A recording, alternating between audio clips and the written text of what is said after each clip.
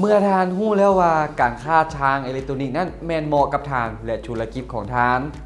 และทานได้ตัดสินใจที่จะเริ่มต้นลงมือเหตุการค้าทางอิเล็กทรอนิกส์มันสำคัญหลายที่ทานนั้นจะต้องได้จ้าแจ้งว่าย้อนอย่างการเหตุการค้าทางอิเล็กทรอนิกส์นั้นมันจึงมีความสำคัญและนั่นก็ย้อนว่าเพื่อเหตุให้ทานเองนั้นเห็นได้อย่างจ้าแจ้งถึงความต้องการและเป้าหมายของธุรกิจของทานวิธีที่ง่ายที่สุดที่จะเฮ็ดให้มีความชัดเจนนั่นก็คือการตั้งคำถามอยู่ 2-3 คำถามดังลุ่มนี้คำถามที่ 1เป็นอย่างทานจึงต้องเฮ็ดการค้าทางอิเล็กทรอนิกส์ในตอนนี้มันมีอย่างเปลี่ยนไปหรืออาจมีอย่างจะเปลี่ยนไปในธุรกิจของทานที่เฮ็ดให้การค้าทางอิเล็กทรอนิกส์นั้นมีความสำคัญสำหรับทานคำถามที่ 2ทานต้องการเฮ็ดการค้าทางอิเล็กทรอนิกส์เพียงย้อนว่าทานเห็นคนอื่นเฮ็ด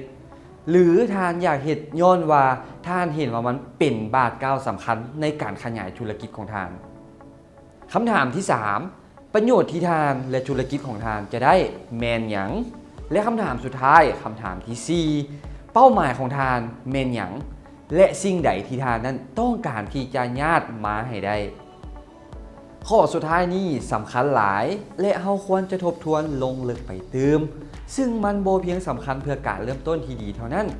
การที่มีเป้าหมายที่ว่าชัดเจนนั้นจะช่วยทานสามารถวัดผลสำเร็จของทานได้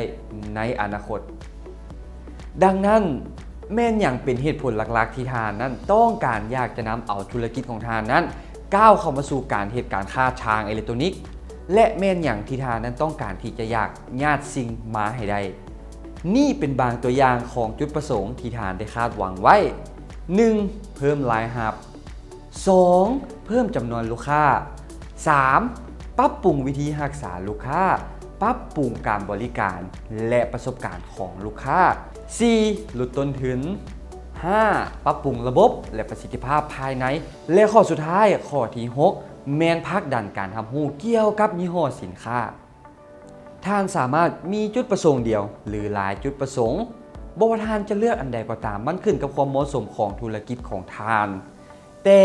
ท่านต้องมั่นใจว่าท่านฮู้จุดประสงค์หลักๆของท่านและมันต้องสามารถวัดแทกได้เพราะว่าถ้าหากมันบ่สามารถวัดแทกได้นั้นท่านก็จะบ่มีทางฮู้ได้เลยว่าท่านนั่นจะไปติดตามความคืบหน้าหรือความสำเร็จของการเหตุการค้าทางอิเล็กทรอนิกส์ของท่านนั้นได้แนวใดฉะนั้นเราจะนำไส้อย่างมาวัดแทก 1. ถ้าหากว่าทานนั้นต้องการที่จะเพิ่มรายรับทานต้องได้ตั้งคาดหมายรายรับที่สามารถนำมาวัดแทกความสำเร็จของธุรกิจทานได้ 2. ถ้าหากว่าทานอยากผลักดันความรับรู้เกี่ยวกับยี่ห้อสินค้าทานต้องได้กำหนดจำนวนผู้ติดตามในสื่อสังคมออนไลน์ที่ทานต้องการ 3. ถ้าหากว่าทานต้องการลดผ่อนต้นทุน